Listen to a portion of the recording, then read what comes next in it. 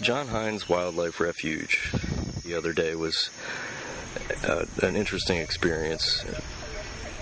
First of all, because we were able to discuss the national parks, refuges, monuments, and just how important they are for America. I think Heinz in particular is, well, the reason it's a wildlife refuge, I'm guessing, in the location that it's in, is because it's marsh, it's wet, it's probably mostly undevelopable, if that's a word. You can't really build too much on it, so being right by the airport, right outside of the city, it probably was set aside because there is this biodiversity there. There's animals and plants that live there, and in the midst of all the urban sprawl around it, it's nice to have a place that's set aside that isn't going to be touched, at least any time in the near future, for any of its natural resources.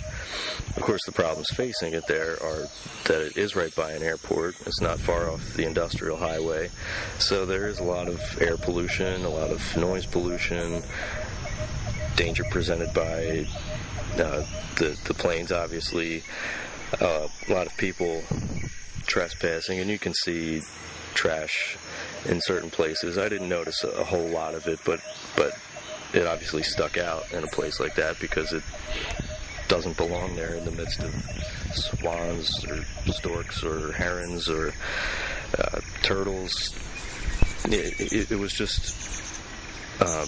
it stuck out to me, and it's a shame to think that people come into a place like that that's set aside for protecting wildlife and can throw bottles and trash bags and beer cans all over the place. In order to address this issue, I mean, I think, again, it comes back to educating the youth about the importance of this area, and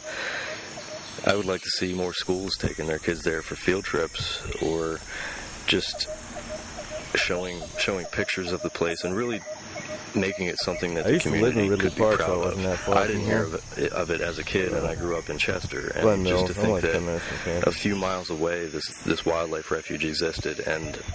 I never went there for a field trip. I didn't go there until I was in my 20s, so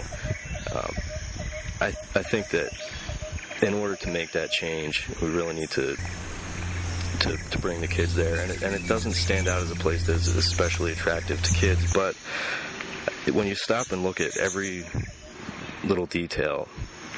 you can spark a young child's curiosity about things like spiders or turtles or a certain type of grass they've never seen before, and every little bit can help to make a place like the John Heinz Wildlife Refuge a place that can really make a difference in the community.